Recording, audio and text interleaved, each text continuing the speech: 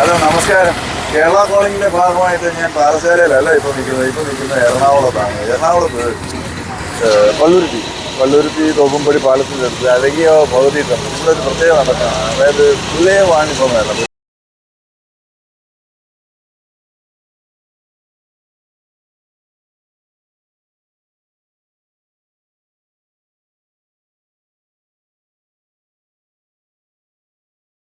അകത്ത് വരാമല്ലോ. ശരി, ഞാൻ അകത്തോട്ട് ചെല്ലാമെന്ന് പറഞ്ഞിട്ടുണ്ട്. എന്താണെന്ന് പറഞ്ഞു തരാം. അപ്പൊ ഇത് കണ്ടപ്പോഴത്തെ ഇതെല്ലാം ഇവിടെ ഇരുമ്പിൽ തീർത്ത കുറെ സാധനങ്ങൾ, എല്ലാം ആയുധങ്ങളാണ് നമുക്ക് ഉപയോഗിക്കാൻ ഉപയോഗിക്കാനുള്ളത്, നമ്മുടെ കാർഷിക ആവശ്യങ്ങൾക്കുള്ളത് ഒക്കെ ആയിട്ടുള്ള ആയുധങ്ങൾ. ഇതൊക്കെ പിന്നെ ഞങ്ങൾ സ്വന്തമായിട്ട് പണിച്ചിരുന്നത് ഏലത്തിന്റെ കാട് വെട്ടാൻ, പുല്ല്, വലിയ കൊമ്പുകൾ വീശാൻ, അടിക്കാടുകൾ വെട്ടാൻ. അങ്ങനെയാണ് ഇത് പണ്ട് ഉപയോഗിച്ചിരുന്നത്. ഇപ്പൊ തമിഴ് സിനിമകളിലൊക്കെ ഇത് കാണുന്നത്. ഇപ്പൊ നമുക്ക് സാറേ ഒരാളാണെങ്കിൽ പലണെങ്കിൽ മുട്ടിച്ചിട്ടില്ല. തീർച്ചയായിട്ടും അത് ഇപ്പൊ ഇത് മാരകായുധങ്ങളുടെ വകുപ്പിൽ പെടുത്താം. പക്ഷെ അതിന് വേണ്ട, ഇതൊക്കെ നമ്മുടെ വീട്ടാവശ്യങ്ങൾക്ക് പണ്ട് പോലെ വർഷങ്ങൾക്ക് മുമ്പേ, ഞാനൊക്കെ ജനിക്കുന്നതിന് മുമ്പേ ഉപയോഗിച്ചുകൊണ്ടിരുന്ന ആയതുകൊണ്ട് 38 വർഷമായിട്ട് ഈ തൊഴിലാണ്. അപ്പൊ അന്നും ഇന്നും ഇതിന് ആവശ്യക്കാരുണ്ട്. ആവശ്യക്കാരെ ആവശ്യങ്ങൾക്ക് അത് തെറ്റായ മാർഗത്തിൽ കൊണ്ടുപോകുന്നവരും ഉണ്ടാവും. ചിലപ്പോൾ എല്ലാത്തിനും നല്ല സാധനങ്ങളെ മോശമായിട്ട് ഉപയോഗിക്കുന്നതാണ് ഇപ്പൊ കൂടുതൽ. അപ്പൊ ഇത് കാർഷിക ആവശ്യങ്ങളെന്ന് പറഞ്ഞിട്ടുണ്ടെങ്കിൽ നമ്മുടെ ഇപ്പൊ ഈ കിഴക്കൻ മേഖലയിൽ, അതായത് അടിമാലി മുതൽ ഇടുക്കി ആ ജില്ലകളിലൊക്കെ കൂടുതൽ, വയനാട് ആ ഭാഗങ്ങളൊക്കെ ഉണ്ട്. ഞങ്ങളവിടെയൊക്കെ വെട്ടത്തിൽ പണ്ടുപോലെ ഇപ്പോൾ പോകാറില്ല. അവിടെയൊക്കെ ഏലത്തിൻ്റെ അടിക്കാട് വെട്ടാൻ, തേയിലയുടെ അടിക്കുമ്പോൾ വെട്ടാൻ, അങ്ങനെയൊക്കെ ആവശ്യങ്ങൾക്കാണ് ഇത് പ്രധാനമായിട്ട് ഉപയോഗിക്കുന്നത്. ഇത് മറ്റൊരു സാധനമാണ്. അതും ഇതുപോലെ തന്നെ ഉപയോഗിക്കുന്നത്. പേര് അത് ഇതുപോലെ തന്നെ ഉപയോഗിക്കുന്നത്. പേരെന്ന് പറയും, ഇതിനെ വെട്ടരുവാന്ന് പറയും. നമ്മുടെ കാടൊക്കെ അടിക്കാടുകളൊക്കെ വെട്ടാൻ ഇത് കോർപ്പറേഷൻ ജോലിക്കാരെ കൊണ്ടുപോകുന്നതാണ്. ഇത് അത്യാവശ്യം നല്ല വെയിറ്റ് ഉള്ളതാണ്. ഇതെല്ലാം ഇതിന്റെ ചട്ടുവാണ്. അത് സാധാരണ പല വെട്ടുകത്തി, വാക്കത്തി,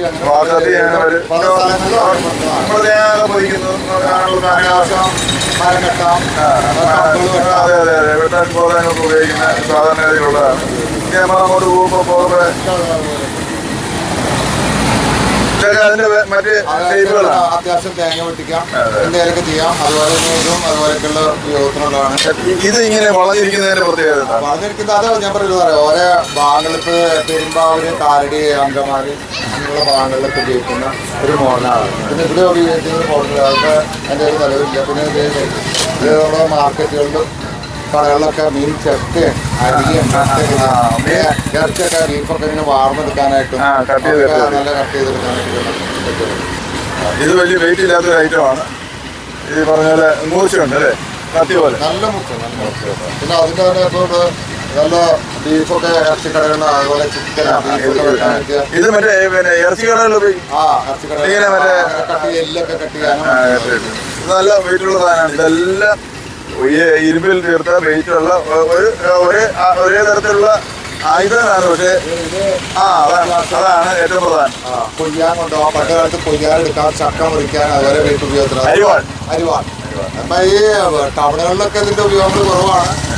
ഗ്രാമപ്രദേശങ്ങളിലുള്ള കുറെ ആളുകൾ മരത്തിന് കൂടുതൽ വാടി നിൽക്കുന്നതാണ്.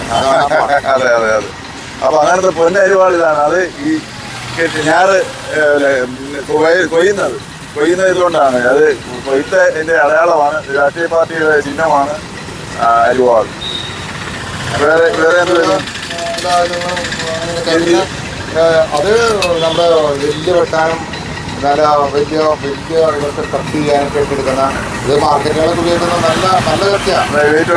കഴിഞ്ഞിട്ട് നമ്മുടെ ഈ മരത്തിലിട്ട് വെട്ടി കഴിഞ്ഞിട്ട് പുലിയുടെ ബുദ്ധിയിലാണ് എല്ലാവർക്കും. അത് കഴിഞ്ഞിട്ട് അങ്ങനെ വെക്കാൻ വലിയ എല്ലൊക്കെ മാംസത്തെ തിരിക്കാനാണ്. ഇറച്ചി കടകളിൽ ഇറച്ചി വെട്ടിയതിന് ശേഷം നിങ്ങൾ കണ്ടു കാണും. ഇറച്ചി അന്നത്തെ കച്ചവടം കഴിഞ്ഞിട്ട് ഈ ഇറച്ചി വെട്ടുന്ന അതിനെന്ത് പറയുന്ന പുലിമുട്ടി അതിനെ പുറത്തുനിന്ന് ചെത്തി കളയും. ഇതൊക്കെ ഇത് വെച്ചിട്ടാണ് ഇങ്ങനെ ചെത്തി അവർ കളഞ്ഞ് വൃത്തിയാക്കുന്നത്. അപ്പൊ അത് ആ ആയുധമാണിത്. ഇതെല്ലാം ഇത്തരത്തിലുള്ള ഡിഫറൻറ്റ് ചെറിയ ചെറിയ മീനുകളൊക്കെ തൊലി വെച്ച് കട്ട് ചെയ്യാൻ പറ്റുന്ന ചെറുതരം കത്തികൾ ചെറിയ ഇത് വീട്ടാവശ്യത്തിന് വീട്ടുകൊണ്ട് ഉപയോഗിക്കുന്നത്. അതുപോലെ അതിനെ പറ്റിയ അത് മൂർച്ച കൂട്ടാൻ പറ്റിയ ആരം. ഇതിപ്പോ എല്ലാവിധ ഇരുമ്പ് സാധനങ്ങൾക്കും ഇതെല്ലാം അങ്ങനെ തോട്ടിൽ കെട്ടിയിട്ട് ചക്ക മാങ്ങ തേങ്ങയിട്ട് വലിച്ചിടാൻ പറ്റിയ തോട്ടി കെട്ടിയിട്ട് ഇങ്ങനെ കൊണ്ടുവന്ന സാധനമാണ്. ചക്ക മാങ്ങ തേങ്ങയൊക്കെ വലിച്ചിടാൻ പറ്റിയ സാധനമുണ്ട്. അങ്ങനെ എല്ലാ സാധനങ്ങളും. പിന്നെ ഇത് കൊച്ചു കത്തി പാക്കുവട്ടി ഉണ്ടാവും. പാക്കുവട്ടി നല്ല കത്തിയില്ല. ചെറിയ കത്തികൾ ഇപ്പോൾ നമ്മൾ അത്യാവശ്യം വല്ല ചെടിനുള്ള അല്ലെങ്കിൽ ചെറിയ ചെറിയ ഐറ്റംസുകളൊക്കെ ആവശ്യങ്ങൾക്കുള്ള കത്തിയുണ്ട്. ഇവിടെ ഒരു കുളഞ്ഞ കത്തിയിട്ടുണ്ടല്ലോ. അത് അടക്ക വിളിക്കുന്നത്. ഇതാണ് അടക്ക വിളിക്കുന്നത്. പണ്ട് മുറുക്കുന്ന ശീലമുള്ള ആളുകളുണ്ട്. അപ്പൊ അടക്ക ചെത്തി എടുക്കാൻ എല്ലാത്തിനും പ്രത്യേകം കത്തികൾ പഴയ ആളുകൾ കണ്ടുപിടിച്ചിട്ടുണ്ട്. ഇത് വേറെ സാധനം. ഇതും കത്തിയുടെ വേറെ വെട്ടുകത്തിയുടെ വേറെ സ്വഭാവത്തിലുള്ള ഇനമാണ്. ഇതുമുണ്ട്. തമിഴ്നാട് ഭാഗങ്ങളിൽ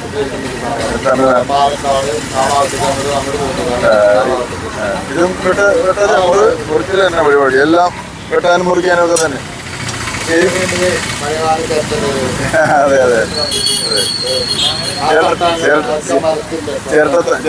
ചേർത്തത്തവി അതെ.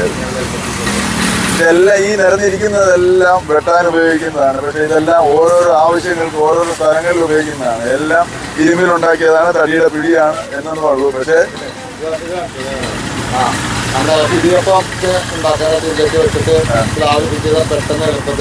ഇവിടെ ഉറപ്പിച്ച് ഫിറ്റ് ചെയ്ത് സ്ലാബിൽ പിടിപ്പിച്ച് വെച്ചിട്ട് ഇടിയപ്പത്തിന് സേവനാഴിനകത്ത് വെച്ചിട്ട് നേരെ ചുറ്റാൻ പറ്റും.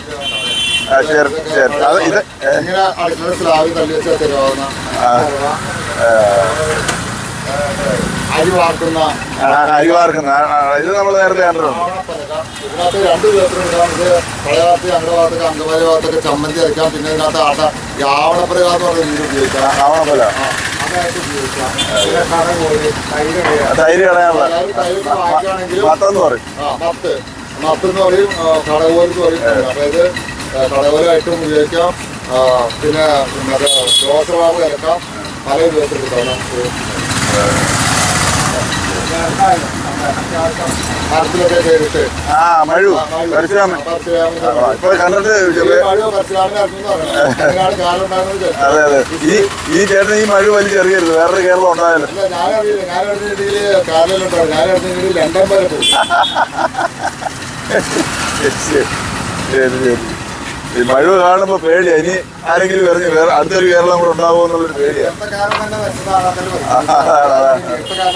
അതെ. അപ്പൊ ഇതാണ് നമ്മള് പേര് ഇത്ര നേരം സംസാരിച്ചു. നമ്മൾ പേര് എന്റെ പേര് ഷാജു. എന്റെ സ്വദേശം നെടുമ്പാശ്ശേരി എയർപോർട്ടിനടുത്ത്. പാരമ്പര്യമായിട്ട് ജോലി ചെയ്യുന്ന ആളാണ്? പാരമ്പര്യമായിട്ടല്ലായിരുന്നു. ഞാനൊരു ആളുടെ കൂടെ സഹമായിട്ട് നിന്നിട്ട് പിന്നെ അതിന് ശേഷം ഇപ്പൊ ഞാൻ സ്വന്തമായിട്ട് തൊഴിൽ തുടങ്ങിയിട്ട് 37 വർഷമായി. ഇത് ഇരുമ്പിന്റെ ഈ ഇതൊക്കെ ഞങ്ങൾ പഠിപ്പിക്കുന്ന സാധനങ്ങൾ. ആ വാളുകളുടെ കത്തികളൊക്കെ ഞങ്ങൾ വാങ്ങിക്കുന്നുണ്ട്. അത് പാലക്കാട്, ഷൊർണൂർ, എടത്തറ എന്നുള്ള ഭാഗങ്ങളൊക്കെ ഇപ്പൊ ഈ ആലുകളുണ്ടോ? ആളെ വെച്ച് പഠിപ്പിക്കുന്നുണ്ട്. ഇതൊക്കെ ഞങ്ങൾ പഠിപ്പിക്കുന്ന സാധനങ്ങളാണ്. അപ്പൊ ഇതൊക്കെ നല്ല ആവശ്യങ്ങൾക്ക് ആദ്യം ഉപയോഗിച്ചിരുന്ന സാധനങ്ങളാണ്. ഇപ്പൊ പലരും ഇത് വേറെ ആവശ്യങ്ങൾക്ക് ഉപയോഗിക്കുന്നുണ്ട്. അത് നല്ലതാണോ ചീത്ത എന്നുള്ളത് അവർ കണ്ടുപിടിക്കരുത്. ഏതായാലും ഇത് ഈ ജോലി ചെയ്ത് ജീവിക്കുന്ന ഒരു വിഭാഗം ആളുകളുണ്ട്. ആ വിഭാഗത്തിന്റെ ഞങ്ങളൊക്കെ വരുമ്പോൾ നിസ്സാര ദിവസം ഉണ്ടാവുമല്ലോ പഴയ കാലങ്ങളിലൊക്കെ. ഇപ്പൊ പുരോഗം പറഞ്ഞിപ്പൊന്നും ആളുണ്ടാവില്ല. ഇനി കുറെ ദിവസങ്ങളിലാണ് ആളുകൾ. ഇത് ഏകദേശം ഇപ്പൊ ഇതുപോലെ ഉത്സവ വ്യാപാരം, അതായത് പെരുന്നാൾ സ്ഥലങ്ങളിൽ, ഉത്സവ സ്ഥലങ്ങളിൽ, അതുപോലെ എക്സിബിഷനുകളിലൊക്കെ ലക്ഷക്കണക്കിന് പേര് ഞങ്ങളെ പോലുള്ളവർ ജീവിക്കുന്നുണ്ട്. ഞങ്ങളുടെ ഉപജീവനമാർഗ്ഗം ഏറ്റവും കൂടുതൽ കാലം ഞങ്ങൾ ഏറ്റവും കഷ്ടപ്പാട് അനുഭവിച്ചിട്ട് ഒരു സർക്കാരോ ഒരു രാഷ്ട്രീയക്കാരോ സഹായിക്കാത്തൊരു വിഭാഗം ഞങ്ങളാണ്. അതൊക്കെയാണെങ്കിൽ ഒരു സ്ഥലത്തും പൊതുവായിട്ട് നമുക്ക് വിൽക്കാൻ പറ്റില്ല. ഞങ്ങൾക്ക് ആ കാലഘട്ടത്തിൽ ജീവിച്ചെന്നാണ് ദൈവത്തിന് ഞങ്ങൾക്ക് മാത്രമേ അറിയാം. ഞങ്ങൾ ആരും സമ്പന്നതല്ല. അതെ, ഞങ്ങളൊക്കെ ഇതുകൊണ്ട് ജീവിച്ചത് അന്നത്തെ അന്നം വിട്ട് പോകും. സ്ഥലത്തൊക്കെ കണ്ടത് ഇതിന് അവസ്ഥ ഈ ഇവിടെ തന്നെ കിടക്കണം. ഇത്ര സാധനങ്ങൾ കൊണ്ടിട്ടിച്ച് പോകാൻ പറ്റുമോ? ഞങ്ങളുടെ മാർഗമല്ലേ. ഞങ്ങൾ വളരെ കഷ്ടപ്പെട്ടും വളരെ പ്രയാസപ്പെട്ടും ജീവിക്കണം എന്നെങ്കിലും ജീവിച്ചുകൊണ്ട് അത്രേ ഉള്ളൂ. ഇതിനകത്ത് ഈ ഇവിടെ ചെയ്യുന്ന ഒരാൾ പോലും ഒരു കോടീശ്വരന് ലക്ഷത്തിൽ പോലും എന്നാൽ എല്ലാവർക്കും ചെറിയ ചെറിയ വീടുകളുണ്ട്, പരിഗണിക്കാൻ സ്ഥലങ്ങളില്ലായില്ല, അത്യാവശ്യം കാര്യങ്ങളൊക്കെ നടന്നുണ്ട്. അത്രയും ഉള്ളൂ. വലിയ സാമ്പത്തികമൊന്നും ആരും ഉണ്ടാക്കിയിട്ടില്ല. അധ്വാനിച്ച് ജീവിക്കുന്നവരുടെ അവസ്ഥ തന്നെയാണ്. അല്ല, അതില് വേറെ വ്യത്യാസങ്ങളുണ്ട്. അത് പോട്ടെ, അതിപ്പോ നമ്മള് അങ്ങനെ പറയുമ്പോൾ എല്ലാവർക്കും ഒരു കളക്ടർ എന്ന് പറയുമ്പോൾ ആ കളക്ടറുടേതായ ബുദ്ധിമുട്ടുകളും കാര്യമുണ്ടോ, അത് മേടിക്കുന്ന ശമ്പളവും വ്യത്യാസം ഉണ്ടോ. പക്ഷെ അത്ര കഷ്ടപ്പെട്ടിട്ടുള്ള അദ്ദേഹം ആ വ്യവസ്ഥയിലേക്ക് നിൽക്കരുത്. ഓരോ വിഭാഗത്തിന് അതിൻ്റെതായ ബുദ്ധിമുട്ട് കാര്യങ്ങളുണ്ട്. പക്ഷെ കിട്ടുന്നത് വരുമാനത്തിന്റെ തോത് ശരിയാവുള്ളത് മാത്രമേ. ഇപ്പൊ ഈ പറയുന്ന പോലെ ഈ ചെളി ചവിടി നിന്നോണ്ട് ഞാൻ ചോദിച്ചിട്ട് സാറിനേക്കാളും അധികം വ്യത്യാസമുണ്ടോ. ഏറ്റവും ലോകത്തിലെ ഏറ്റവും വലിയ ജനാധിപത്യ രാജ്യമുള്ള ഇന്ത്യയിൽ ഒരാളെ മാസം 5 ലക്ഷം രൂപ ശമ്പളം മേടിക്കണം, ഒരുത്തരം മാസം 1200 കൊടുക്കണം. ജനാധിപത്യ രാജ്യത്തിൽ എല്ലാവരും ജനാധിപത്യ രീതിയിൽ ജീവിക്കണ്ടേ. ഇവിടുത്തെ ഒരു രാഷ്ട്രീയ പാർട്ടിയിൽ ഞാൻ കുറ്റം പറയാനല്ല, എനിക്കൊരു രാഷ്ട്രീയമില്ല, രാഷ്ട്രീയക്കാർ ഞാൻ പറയുന്നത്. ഇവിടെ ഉള്ള ഒരു പ്രശ്നം വെച്ചിട്ടുണ്ടെങ്കിൽ ഒരു വിഭാഗം ആളുകൾ ഒരുപാട് കഷ്ടപ്പെട്ട് ജീവിക്കണം, ഒരുപാട് ആൾക്കാർ എല്ലാ സൗഭാഗ്യത്തോടും ജീവിക്കണം. അപ്പൊ ഒരു ജനാധിപത്യ രാജ്യത്തിന് ചേർന്നാണത്. ജനാധിപത്യ രാജ്യം എന്ന് പറഞ്ഞാൽ എന്താണ്? ഏകാധിപത്യ രാജ്യങ്ങളുണ്ട്. പണ്ട് രാജഭരണങ്ങളുണ്ടാകും. ഞാനൊക്കെ ചെറുപ്പത്തിൽ എനിക്ക് വലിയ വ്യത്യാസമില്ല. പക്ഷെ അന്ന് രാജഭരണം ഉണ്ടായിട്ടും ഇത്ര ബുദ്ധിമുട്ടുണ്ടായില്ല. ഈ ജനാധിപത്യ രാജ്യം ലോകത്തിലെ ആദ്യമായിട്ട് കമ്മ്യൂണിസ്റ്റ് മന്ത്രിസഭ എവിടെയാ? അതായത് ജനങ്ങൾ വോട്ട് ചെയ്ത് ജയിപ്പിച്ച് വന്ന ഒരു സംസ്ഥാനമാണ് കേരളം. ആ കേരളത്തിൽ നിന്ന് ഭരിക്കുന്നതാരാ? അതുപോലെ തന്നെ ഓരോ സമയം ഒരു രാഷ്ട്രീയ പാർട്ടിയിലും ഒരു കാലത്ത് കുറ്റം പറയില്ല. കാരണം വെച്ചിട്ടുണ്ടെങ്കിൽ സംസ്ഥാനം ഭരിക്കുന്ന മുഖ്യമന്ത്രി ആരോ ആ മുഖ്യമന്ത്രിനെ ബഹുമാനിക്കുന്ന ആളെയാണ്. ഇന്ത്യ കേന്ദ്രം ഭരിക്കുന്ന പ്രധാനമന്ത്രി ആരോ അദ്ദേഹത്തിന് ആ സ്ഥാനത്തിലിട്ട് ആ പ്രധാനമന്ത്രിനെ ബഹുമാനിക്കുന്ന ആളെയാണ്. എൻ്റെ ഉള്ളിൽ ആശയപരമായിട്ട് ഒരുപാട് വ്യത്യാസങ്ങളും അഭിപ്രായത്തിലാണ്. പക്ഷേ അത് പ്രകടിപ്പിക്കില്ല, അത് പറയാനും പാടില്ല. കാരണം ഇന്ത്യൻ പ്രധാനമന്ത്രിയോട് എനിക്ക് ബഹുമാനമുണ്ട്, കേരള മുഖ്യമന്ത്രിയോട്. കാരണം ആ സ്ഥാനത്ത് അദ്ദേഹം എത്തിയത് എങ്ങനെയാണെന്ന് നമ്മൾ ആലോചിക്കണം. നമുക്ക് പറ്റിയില്ല. ഒരു കളക്ടറാവാൻ എനിക്ക് പറ്റില്ല, ഒരു സർക്കാർ ജോലിക്കാരനാവാൻ എനിക്ക് പറ്റില്ല. അപ്പൊ ആ സ്ഥാനങ്ങളിലൊക്കെ എത്തിയിട്ടുള്ളത് അവരവരുടെ കഴിവനുസരിച്ചാണ് അവിടെ എത്തിയിട്ടുള്ളത്. ഞങ്ങളോട് പറഞ്ഞിട്ടുള്ളത് ഒഴിതാണ്. പക്ഷെ ഞങ്ങളുടെ കഷ്ടപ്പാട് സാധനം പറഞ്ഞു. അതെ, എല്ലാവർക്കും അറിയാവുന്ന കാര്യം തന്നെയാണ്. പക്ഷെ എന്തോ നാട് ഇങ്ങനെയാണ് ചലിച്ചുകൊണ്ടിരിക്കുന്നത്. നമുക്ക് എവിടെയൊക്കെ മാറാൻ പറ്റും, എപ്പോഴൊക്കെ മാറും എന്നുള്ള പ്രതീക്ഷയുടെ കാത്തിരിക്കാൻ ഒരു കാര്യം ഇതിനകത്ത് പ്രകടമാണ്. ഈ ചെളി ചവിടി നിന്ന് മഴയും വെയിലും കൊണ്ട് ഒരു പറമ്പിൽ നിന്ന് മറ്റൊരു പറമ്പിലേക്ക് യാത്ര ചെയ്ത് നാടോടികളെ പോലെ ജീവിക്കുന്ന ഒരു വിഭാഗമാണ്. ആ വിഭാഗത്തിൽപ്പെട്ട പ്രത്യേകിച്ചാണ് ഇദ്ദേഹത്തോടൊപ്പം 10 മിനിറ്റ് ചെലവഴിക്കാൻ കഴിഞ്ഞത്. ഞാൻ ചില കാര്യങ്ങൾ മനസ്സിലാക്കി, അത് നിങ്ങളിലേക്ക് എത്തിച്ചു.